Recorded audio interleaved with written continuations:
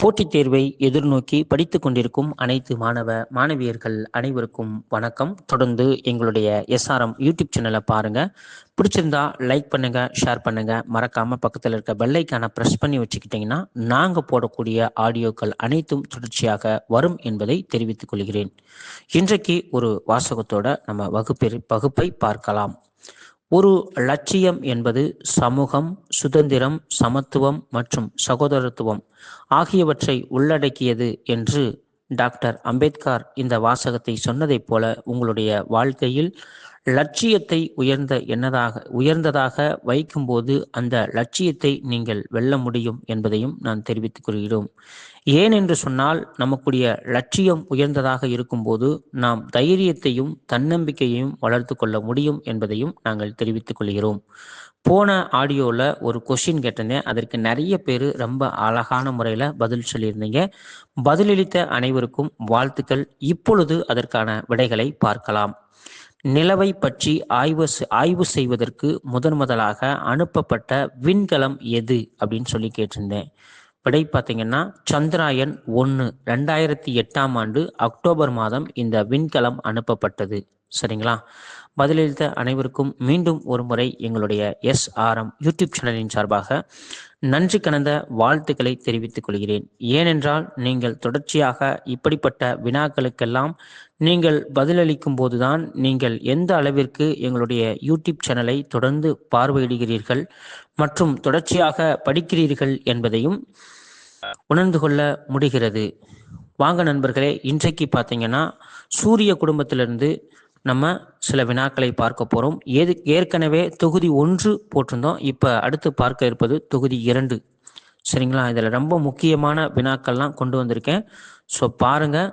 பார்த்துட்டு முழுமையாக பார்த்துட்டு உங்களோட லைக்கையும் உங்களுடைய கமெண்ட்ஸையும் மறக்காமல் சொல்லுங்கள் நண்பர்களே. அதாவது போன ஆடியோவில் ஒரு கொஷின் கேட்கும்போது அதில் சின்ன ஒரு மிஸ்டேக் இருந்துச்சு. ஸோ அதை மாற்றிக்கங்க. பழைய புத்தகங்களில் கோள்களை பற்றி பார்க்கும்போது ஒரு சில டேட்டாக்கள் வித்தியாசமாக இருக்குது. அதே மாதிரி புதிய புத்தகங்களில் இருக்கும்போது டேட்டாக்கள் வித்தியாசமாக இருக்குது. ஸோ அதனால் கவனமாக பார்த்துக்கோங்க. கொஸ்டினில் நீங்கள் எப்படி கேட்குறாங்களோ அதுபடி போட்டுக்கோங்க. அதாவது அதிகமான துணைக்கோள்களை கொண்ட கோள் எது அப்படின்னு கேட்டிருந்தேன். அதற்கு பார்த்தீங்கன்னா வியாழன் தான் சரியான பதில். அதில் எத்தனை கோள் இருக்குன்னு பார்த்தீங்கன்னா போன ஆடியோவில் 63ன்னு சொல்லியிருந்தேன். ஸோ 67ஆக மாற்றிக்கோங்க. நான் புதிய புத்தகத்தில் 67 அப்படின்னு சொல்லி கொடுத்துருக்காங்க. ஸோ ஆப்ஷன் தேர்வில் கேட்கும்போது எந்த மாதிரி இருக்கோ அதை பேஸ் பண்ணி போட்டுக்கோங்க. அதே மாதிரி இப்போ உள்ள அப்டேட்டில் புது புக்கில் இருக்கிறதுபடி நீங்கள் போடுறதுக்கு முயற்சி பண்ணுங்கள். சரியா? அதுதான் நம்ம டேட்டாவாகவும் எடுத்துக்கிடுவாங்க. ஆகையினால 67 துணைக்கோள்களை கொண்டது தான் இந்த வியாழன் கோள். வானிலே மிகப்பெரிய துணைக்கோள்களை கொண்டதும் இந்த வியாழன் தான். சரிங்களா? ஓகே நண்பர்களே, இன்றைக்கு வினாக்களை நாம் பார்க்க போகிறோம். தொலைநோக்கியால் கண்டுபிடிக்கப்பட்ட முதல் கோள் எது? விடை பார்த்தீங்கன்னா யுரைனஸ். தொலைநோக்கியால் கண்டுபிடிக்கப்பட்ட முதல் கோள் எது? விடை பார்த்தீங்கன்னா யுரைனஸ். அடுத்த கொஸ்டின் பார்க்கலாம். பச்சை கோள் என்று அழைக்கப்படும் கோள் எது? விடை யுரைனஸ். பச்சை கோள் என்று அழைக்கப்படும் கோள் எது? விடை பார்த்தீங்கன்னா யுரைனஸ்.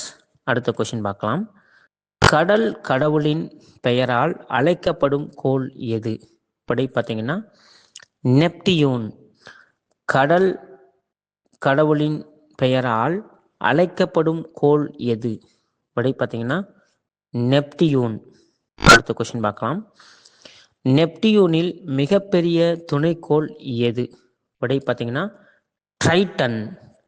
நெப்டியூன் கோளின் மிகப்பெரிய துணைக்கோள் எது? விடை பார்த்தீங்கன்னா ட்ரைட்டன். அடுத்த வினாவை பார்க்கலாம். குளிர்ச்சியான கோள் எது? விடை பார்த்தீங்கன்னா நெப்டியூன். குளிர்ச்சியான கோள் எது? விடை பார்த்தீங்கன்னா நெப்டியூன். அடுத்த வினாவை பார்க்கலாம். சூரிய குடும்பத்தின் தொலைவில் உள்ள கோள் எது? விடை பார்த்தீங்கன்னா நெப்டியூன். அதே மாதிரி சூரியனுக்கு அருகில் உள்ள கோள் எதுன்னு கேட்டாங்கன்னா புதன். நல்லா பார்த்துங்க. சூரியன் குடும்பத்திற்கு மிக தொலைவில் உள்ள கோள் எது? விடை பார்த்தீங்கன்னா நெப்டியூன். அருகில் உள்ள கோள் அப்படின்னு கேட்டாங்கன்னா புதன் தான். சரிங்களா? ஓகே, அடுத்த வினாவை பார்க்கலாம். நெப்டியூன் எத்தனை துணைக்கோள்களை கொண்டது? விடை பார்த்தீங்கன்னா 14. நெப்டியூன் எத்தனை துணைக்கோள்களை கொண்டது? விடை பார்த்தீங்கன்னா 14.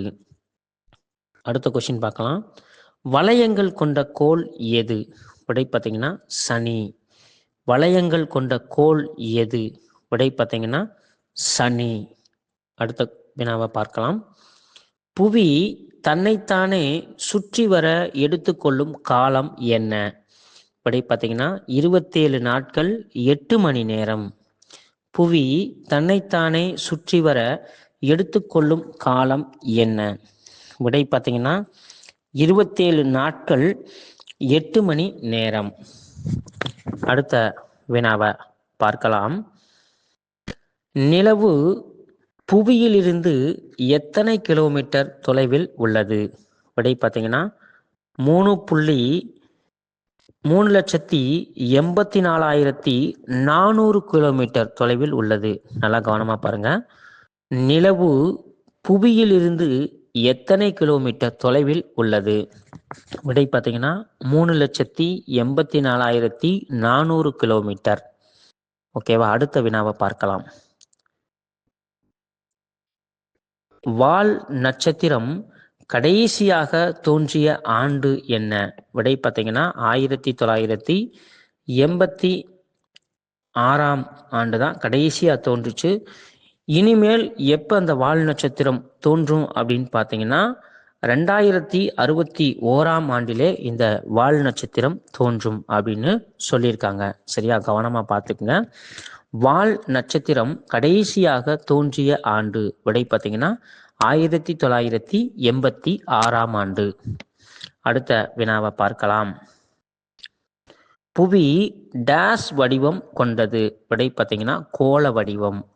புவி டேஸ் வடிவம் கொண்டது? விடை கோள வடிவம். அடுத்த வினாவை பார்க்கலாம். புவி தன் அச்சில் எத்தனை டிகிரி சாய்ந்துள்ளது?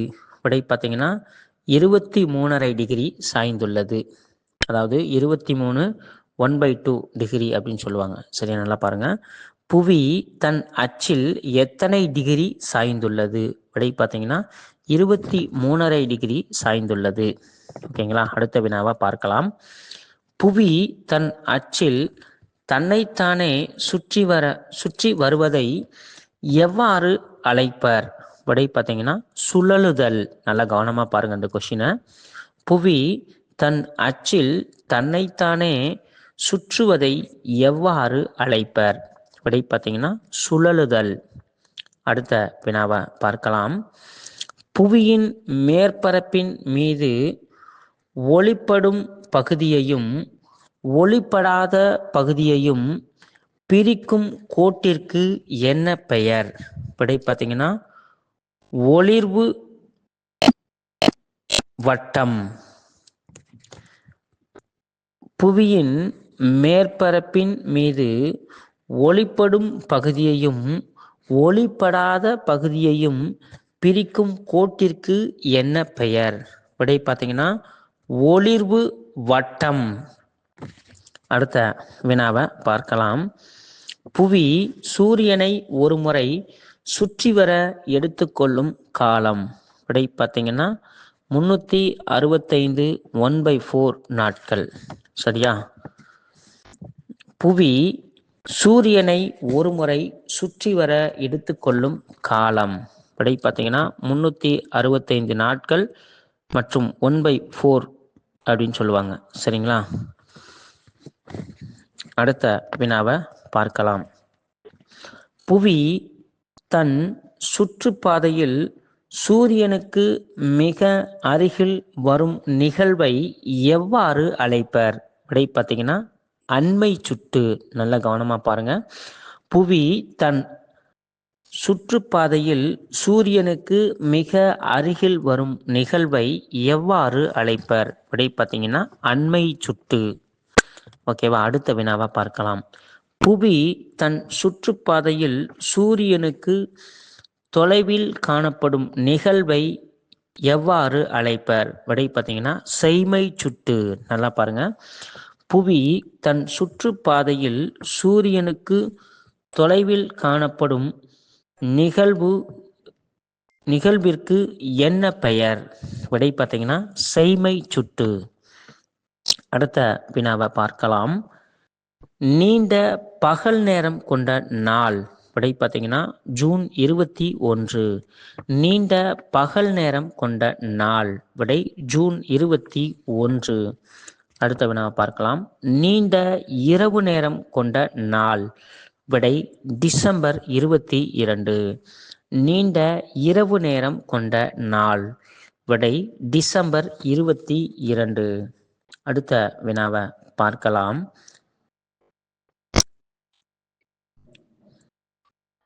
வித்கோஸ் என்பது எம்மொழி சொல். விடை பார்த்தீங்கன்னா கிரேக்க மொழி சொல். இதன் பொருள் பார்த்தீங்க அப்படின்னா பாறை கோலம் என்று பொருள். அதாவது லித்தோஸ் என்ற சொல் எம்மொழி சொல்லிலிருந்து வந்தது. இதன் பொருள் என்ன அப்படின்னு கேட்டிருக்காங்க. லித்தோஸ் என்பது ஒரு கிரேக்க மொழி சொல். இதன் பொருள் பார்த்தீங்கன்னா பாறை கோலம் என்பது இதன் பொருள். சரிங்களா? ஓகே, அடுத்த வினாவா பார்க்கலாம். புவியில் காணப்படும் தொகுதிகள் எத்தனை? விடை பார்த்தீங்கன்னா 3 தொகுதிகளை கொண்டது. நல்லா பாருங்க. புவியில் காணப்படும் தொகுதிகளின் எண்ணிக்கை. விடை பார்த்தீங்கன்னா 3. ஒன்று பார்த்தீங்கன்னா அதாவது நீர், இன்னொன்று பார்த்தீங்கன்னா பாறை கோலம், மூன்றாவது பார்த்தீங்கன்னா வளிமண்டலம். சரிங்களா? இது 3 தான் புவியில் காணப்படக்கூடிய தொகுதிகள். அடுத்த வினாவை பார்க்கலாம். மகர ரேகையில் சூரிய கதிர்கள் செங்குத்தாக விழும் நாள். விடை டிசம்பர் 22. மகர ரேகையில் சூரிய கதிர்கள் செங்குத்தாக விழும் நாள். விடை டிசம்பர் 22. அடுத்த வினாவை பார்க்கலாம்.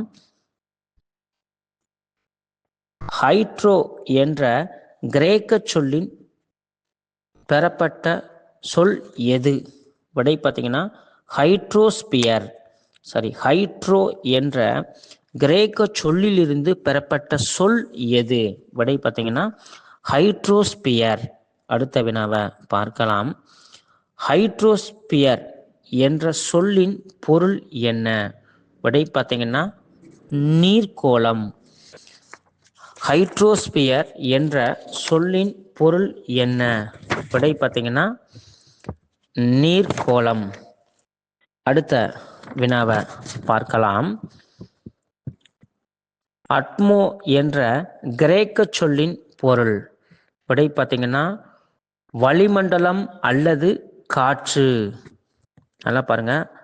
அட்மோ என்ற கிரேக்க சொல்லின் பொருள் அதாவது வளி அல்லது காற்று அப்படின்னு பொருள். ஓகேவா? அடுத்த வினாவை பார்க்கலாம். வளிமண்டலத்தில் காணப்படும் வாயுக்கள் எவை? விடை பார்த்தீங்கன்னா ஹைட்ரஜன் 78% மற்றும் ஆக்சிஜன் 21% கொண்டுள்ளது. நல்லா பாருங்க. வளிமண்டலத்தில் காணப்படும் வாயுக்கள் எவை? ஹைட்ரஜன் இல்ல, நைட்ரஜன் 78%. அதே மாதிரி ஆக்சிஜன் 21%. சரிங்களா? ஸோ ஹைட்ரஜன் சொல்லக்கூடாது, நைட்ரஜன். சரிங்களா? ஓகே, அடுத்த வினாவை பார்க்கலாம். பயோ என்ற கிரேக்க சொல்லின் பொருள். விடை பார்த்தீங்கன்னா உயிரி. பயோ என்ற கிரேக்க சொல்லின் பொருள். விடை பார்த்தீங்கன்னா உயிரி. அடுத்த வினாவை பார்க்கலாம். இந்தியாவில் காணப்படும் மன்னார் வளைகுடாவின் உயிர்கோள காப்பகம் எத்தனை சதுர கிலோமீட்டர் பரப்பளவை கொண்டது? விடை பார்த்தீங்கன்னா 10,500 கிலோமீட்டர் சதுர கிலோமீட்டர். நல்லா பாருங்க. இந்தியாவில் காணப்படும் மன்னார் வளைகுடாவின் உயிர்கோள காப்பகத்தின் பெட்டகம் எத்தனை சதுர கிலோமீட்டர் பரப்பளவை கொண்டது? விடை பார்த்தீங்கன்னா 10,500 சதுர கிலோமீட்டரை கொண்டது. அடுத்த வினாவை பார்க்கலாம். சூரிய குடும்பம் அடங்கியுள்ள விண்மீன் திரள் மண்டலம் எது? விடை பார்த்தீங்கன்னா பால்வெளி. சூரிய குடும்பம் அடங்கியுள்ள விண்மீன் திரள் மண்டலம் எது? விடை பார்த்தீங்கன்னா பால்வெளி. அடுத்த வினாவை பார்க்கலாம். சூரிய குடும்பத்தின் மொத்தம் நிறை என்ன? விடை பார்த்தீங்கன்னா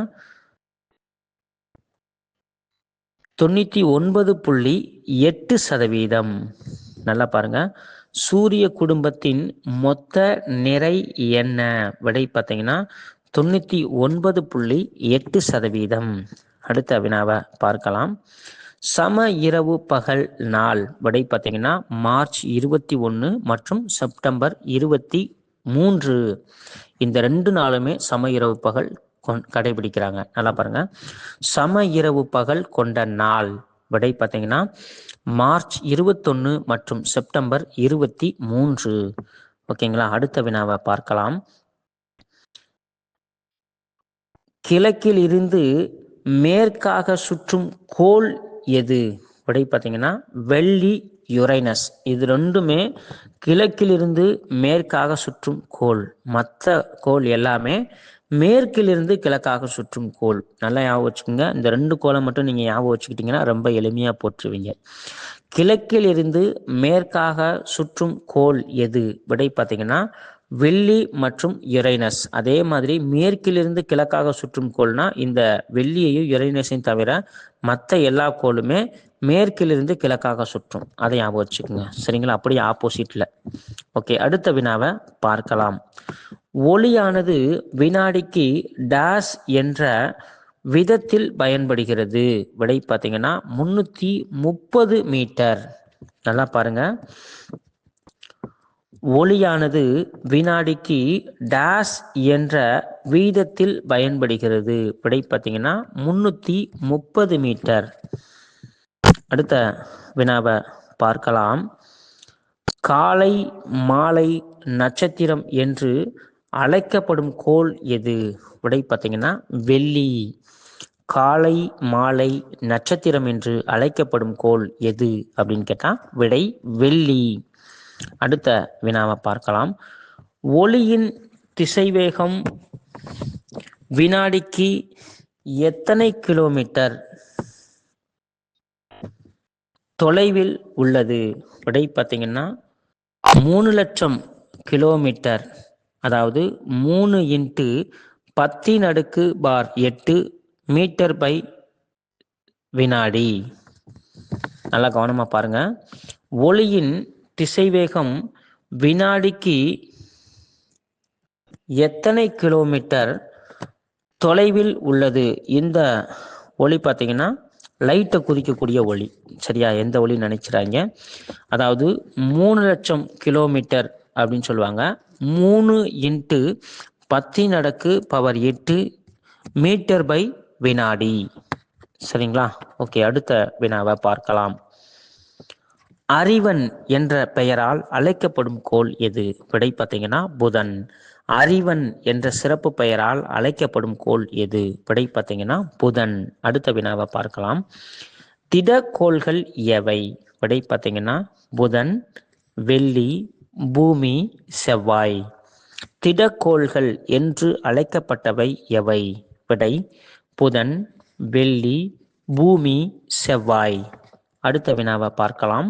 வாயுக்கோள்கள் என்று அழைக்கப்பட்டவை எவை? விடை பார்த்தீங்கன்னா வியாழன், சனி, யுரைனஸ், நெப்டியூன். வாயுக்கோள்கள் என்று அழைக்கப்பட்ட கோள்கள் எது? விடை பார்த்தீங்கன்னா வியாழன், சனி, யுரைனஸ், நெப்டியூன். ஸோ இந்த கோள்களை நீங்கள் ஆர்டர் வைஸாக வச்சுக்கிட்டிங்கன்னா இருக்க 4 கோளுமே என்னது? திடக்கோள்கள். அடுத்து இருக்க 4 கோளுமே வாயுக்கோள்கள் அப்படின்னு சொல்லி உங்களால் ஞாபகப்படுத்தி வச்சுக்கிற முடியும். ஸோ அதனால் அந்த ஷார்ட்கட்டை நல்லா படித்து ஆர்டர் படி வச்சுக்கோங்க. சரியா. ஓகே. அடுத்த வினாவை பார்க்கலாம். வெறும் கண்களால் மட்டும் பார்க்கக்கூடிய கோள் எது? விடை பார்த்தீங்கன்னா புதன், வெள்ளி, செவ்வாய், வியாழன், சனி. நல்லா பாருங்க. வெறும் கண்களால் மட்டும் பார்க்கக்கூடிய கோள் எது? மொத்தம் 5 கோள் இருக்குன்னு நினைக்கிறேன். புதன், வெள்ளி, செவ்வாய், வியாழன், சனி. இந்த கோள்களை எல்லாமே கண்களால் பார்க்க முடியும். சரியா. அடுத்த வினாவை பார்க்கலாம். தொலைநோக்கியால் மட்டும் பார்க்கக்கூடிய கோள் எது? விடை பார்த்தீங்கன்னா யுரைனஸ், மற்றும் நெப்டியூன். சரியா? தொலைநோக்கியால் மட்டுமே பார்க்கக்கூடிய கோள் எது அப்படின்னா யுரைனஸ் மற்றும் நெப்டியூன். சரியா? அடுத்த வினாவை பார்க்கலாம். சூரியனை வேகமாக சுற்றும் கோள் எது? விடை பார்த்தீங்கன்னா புதன். சூரியனை வேகமாக சுற்றும் கோள் எது? விடை புதன். அடுத்த வினாவை பார்க்கலாம். தன்னைத்தானே வேகமாக சுற்றும் கோள் எது? விடை பார்த்தீங்கன்னா வியாழன். தன்னைத்தானே வேகமாக சுற்றும் கோள் எது அப்படின்னு பார்த்தீங்கன்னா வியாழன். இந்த வியாழனுக்கு இன்னொரு பேர் என்னன்னா ஜூபிட்டர் அப்படின்ற ஒரு சிறப்பு பேரும் இருக்கு. ஸோ அதை கொடுத்து கேட்டாலும் நீங்கள் வியாழன்னு ஞாபகம் வச்சுக்கணும். சரிங்களா? ஓகே, அடுத்த வினாவை பார்க்கலாம். போர்க்கடவுள் என்று அழைக்கப்படும் கோள் எது? விடை பார்த்தீங்கன்னா செவ்வாய். இது ரொம்ப முக்கியமான கொஷின், அடிக்கடி குரூப் 1ல கேட்ட கொஷின். போர்க்கடவுள் என்று அழைக்கப்படும் கோள் எது? விடை பார்த்தீங்கன்னா செவ்வாய். அடுத்த வினாவை பார்க்கலாம். செவ்வாய்க்கோள் செந்நிறமாக இருக்க காரணம் என்ன?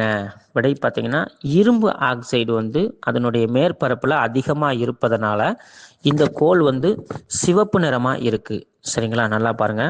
செவ்வாய்க்கோள் செந்நிறமாக இருக்க காரணம் என்ன? விடை பார்த்தீங்கன்னா இரும்பு ஆக்சைடு அதன் மேற்பகுதியில் அதிகமாக இருப்பதால்.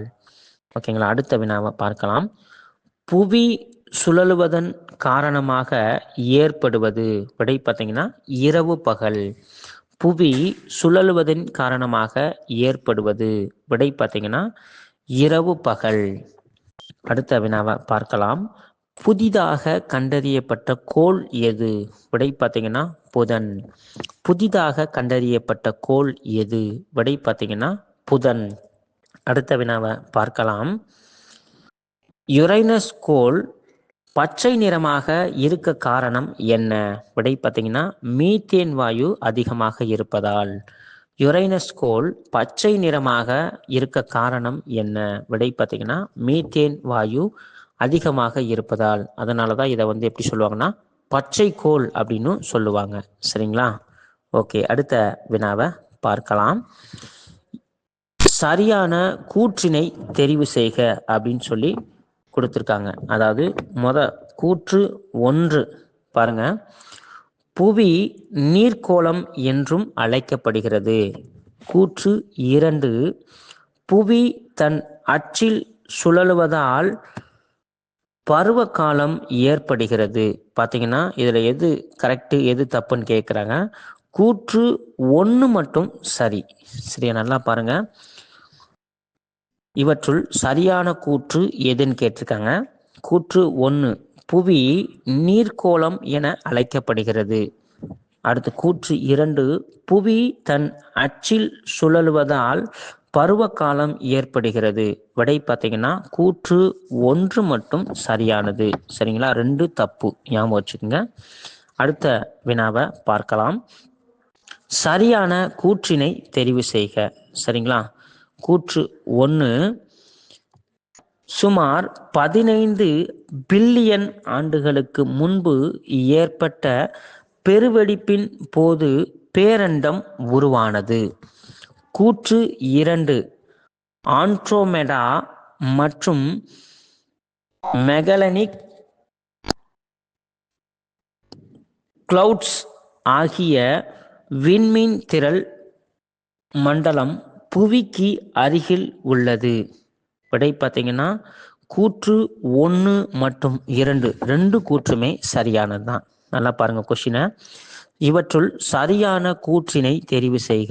கூற்று 1 பாருங்க. சுமார் 15 பில்லியன் ஆண்டுகளுக்கு முன்பு ஏற்பட்ட பெருவெடிப்பின் போது பேரண்டம் உருவானது. கூற்று 2 ஆண்ட்ரோமெடா மற்றும் மெகலனிக் கிளவுட்ஸ் ஆகிய விண்மீன் திரள் மண்டலம் புவிக்கு அருகில் உள்ளது. விடை பார்த்தீங்கன்னா கூற்று 1 மற்றும் கூற்று 2 இவை இரண்டுமே சரியான கூற்று தான். சரிங்களா? ஓகே, அடுத்த வினாவை பார்க்கலாம். சரியான கூற்றினை தெரிவு செய்க. சரிங்களா? கூற்று 1, நமது சூரிய குடும்பம் பால்வெளி விண்மீன் திரள் மண்டலத்தில் உள்ளது. கூற்று 2, ஒளியின் திசைவேகம் வினாடிக்கு 3 லட்சம் மீட்டர் ஆகும். இதில் பார்த்தீங்கன்னா விடை பார்த்தீங்கன்னா கூற்று 1 மட்டும் சரி.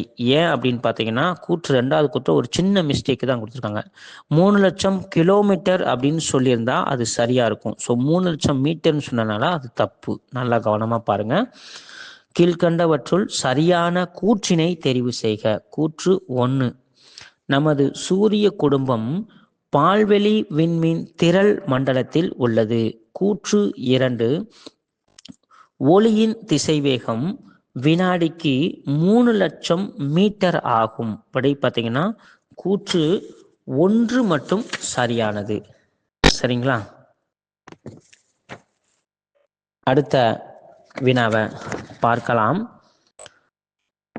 சூரியன் ஒரு டேஸ். விடை பார்த்தீங்கன்னா விண்மீன். சூரியன் ஒரு டேஸ். விடை பார்த்தீங்கன்னா விண்மீன். அடுத்த வினாவை பார்க்கலாம். சூரியன் புவியை விட எத்தனை மடங்கு பெரியது? விடை பார்த்தீங்கன்னா 1.3 மில்லியன். நல்ல கவனமாக பாருங்க. சூரியன் புவியை விட எத்தனை மடங்கு பெரியது? விடை பார்த்தீங்கன்னா 1.3 மில்லியன் மடங்கு பெரியது. சரிங்களா? அடுத்த வினாவை பார்க்கலாம். நிலவுக்கு அடுத்தபடியாக இரவில் பிரகாசமாக தெரியும் கோள் எது? விடை பார்த்தீங்கன்னா வெள்ளி. நிலவுக்கு அடுத்தபடியாக இரவில் பிரகாசமாக தோன்றும் கோள் எது? விடை பார்த்தீங்கன்னா வெள்ளி. அதனால தான் அது வீனஸ் என்ற சிறப்பு பெயராலும் இந்த கோள் அழைக்கப்படுது. சரிங்களா? ஓகே, அடுத்த வினாவை பார்க்கலாம். வியாழன் துணைக்கோள் எத்தனைன்னு சொல்லியிருந்தேன் ஏற்கனவே. அது 67. சரியா? பழைய புத்தகத்தில் 63ன்னு கொடுத்துருக்காங்க. ஸோ அதை நல்லா கவனமாக பார்த்துங்க. வியாழனில் இருக்கக்கூடிய துணைக்கோள் எத்தனை அப்படின்னு சொல்லி கேட்டிருந்தேன். ஸோ ஆப்ஷனில் எப்படி கொடுக்குறாங்களோ அதுபடி நீங்கள் போட்டுக்கங்க. சரியா? ஓகே, அடுத்த வினாவை பார்க்கலாம். கீழ்கண்டவற்றுள் சரியான கூற்றினை தெரிவு செய்க. கூற்று 1, புவி சூரியனை சுற்றி வருவதால் பருவ காலங்கள் ஏற்படுகிறது. கூற்று 2, புவி சுழலுவதால் இரவு பகல் ஏற்படுகிறது. விடை பார்த்தீங்கன்னா கூற்று 1, 2. இந்த 2 கூற்றுமே சரியானதுதான். நல்லா கவனமாக பாருங்க.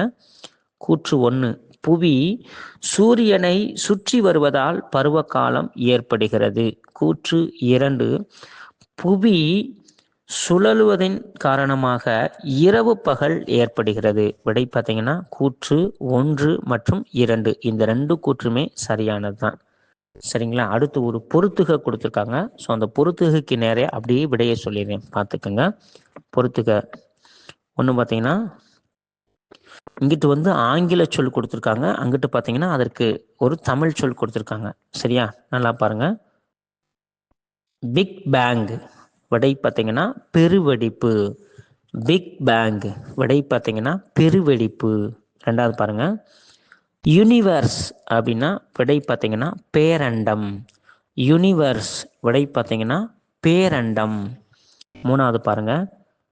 காஸ்மாஸ், அதாவது காஸ்மாலஜி அப்படின்னு சொல்லுவாங்க. காஸ்மாஸ். விடை பார்த்தீங்கன்னா அண்டம். காஸ்மாஸ் அப்படின்னா விடை அண்டம். அடுத்து 4வது பொறுத்துக்க பாருங்க. மில்கி வே கேலக்சி. விடை பார்த்தீங்கன்னா பால்வெளி. மில்கி வே கேலக்சி. விடை பார்த்தீங்கன்னா பால்வெளி. ஸோ ரொம்ப முக்கியம். இப்படி ஆங்கில சொல்ல கொடுத்துட்டு சில நேரம் தமிழ் சொல்லும் கேட்டுருவாங்க. அதனால கவனமாக இதெல்லாம் படிச்சுக்கோங்க. ஓகேவா? அடுத்த கொஷினை பார்க்கலாம். சூரியன் தற்போது எந்த நிலையில் இருக்கும்? விடை பார்த்தீங்கன்னா முக்கிய வரிசை விண்மீன். நல்லா பாருங்க, இதெல்லாம் ப்ரீவியஸ் இயர்ல அப்படியே கேட்ட கொஸ்டின். சூரியன் தற்போது எந்த நிலையில் இருக்கும்? விடை பார்த்தீங்கன்னா முக்கிய வரிசை விண்மீன். ஓகேவா? அடுத்த வினாவை பார்க்கலாம். செராஸ் என்பது என்ன? விடை பார்த்தீங்கன்னா சிறுகோள்.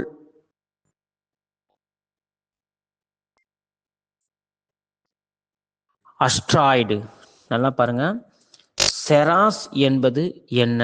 விடை பார்த்தீங்கன்னா சிறுகோள். அதுக்கு பேர் இன்னொரு பேர் என்னன்னா அஸ்ட்ராய்டு அப்படின்னு சொல்லுவாங்க. சரிங்களா? அதனால் நீங்கள் கவனமாக பார்த்துக்கங்க. இந்த ஆடியோலாம் உங்களுக்கு முழுமையாக பிடிச்சிருக்கும் அப்படின்னு நினைக்கிறேன். ஸோ இந்த ஆடியோவை முழுமையாக படிச்சுட்டு நீங்கள் மறக்காமல் உங்களுடைய கமெண்ட்ஸையும் சொல்லுங்கள். ஸோ உங்களுக்காக கடினமாக புத்தகத்தில் இருக்கக்கூடிய வினாக்களை ரொம்ப தெளிவாக படிச்சுட்டு இந்த வினாக்கள்லாம் தொகுத்து உங்களுக்கு ரொம்ப எளிமையாக கொடுத்துருக்கேன். 1க்கு 2 முறை நீங்கள் இதை பார்த்தாலே உங்களுக்கு போதுமான ஒன்றா இருக்கும். அதே மாதிரி இதை படிச்சுட்டு நீங்கள் போய் ப்ரீவியஸ் இயர் கொஷினை எடுத்து பார்த்தீங்கன்னா உங்களுக்கு அதற்கு பதிலளிப்பதற்கும் ரொம்ப ஈஸியாக இருக்கும். இது 6th புக்கில் இருக்கிறத மட்டும் இப்போ உங்களுக்கு கவர் பண்ணி கொடுத்துருக்கேன். அதே போல் கொஞ்சம் வினாக்கள் ப்ரீவியஸ் இயர் கொஷின்லேருந்தும் எடுத்து கொடுத்துருக்கேன். இன்னும் இது சம்பந்தமான நிறைய வினாக்கள் இருக்குது. ஸோ வாய்ப்பு இருக்கும்போது கண்டிப்பான முறையில் நான் எடுத்து கொடுப்பதற்கு முயற்சிக்கிறேன். ஆனால் தொடர்ந்து உங்களுடைய முயற்சியையும் கவனத்தையும் நீங்கள் கல்வியில் வைக்கும்போது இந்த கல்வி என்பது உங்களை உயர்ந்த இடத்தில் வைக்கும் என்பதை நான் தெரிவித்துக் கொள்கிறேன். கற்றவனுக்கு சென்ற இடமெல்லாம் சிறப்பு அப்படின்னு சொல்லுவாங்க. நீங்கள் எதையெல்லாம் உங்கள் வாழ்க்கையில் கற்றுக்கொள்ள வேண்டும் என்று நீங்கள் நினைக்கிறீர்களோ அது உங்களை சிறப்பான இடத்திலும் உயர்வான இடத்திலும் வைக்கும் என்பதை நான் தெரிவித்துக் கொள்கிறேன். நண்பர்களே, இன்றைக்கு உங்களுக்கான ஒரு கேள்வி காத்திருக்கிறது. இதோ உங்களுக்காக இந்த கேள்வி. அடுத்த ஆடியோ போடும்போது அதற்கான விடைகள் அறிவிக்கப்படும் என்பதையும் நான் தெரிவித்துக் கொள்கிறேன். அண்டத்தின் புவி மாதிரி கொள்கை வடிவமைப்பை வெளியிட்டவர் யார்? நல்லா பாருங்க, அண்டத்தின் புவி மாதிரி கொள்கையின் வடிவமைப்பை தந்தவர் யார்? இந்த கேள்விக்கு மறக்காம பதிலளிங்க. ஸோ அடுத்து போடக்கூடிய ஆடியோவில் இதற்கான விடைகள் அறிவிக்கப்படும் என்பதையும் நாங்கள் தெரிவித்துக் கொள்கிறோம். நன்றி நண்பர்களே.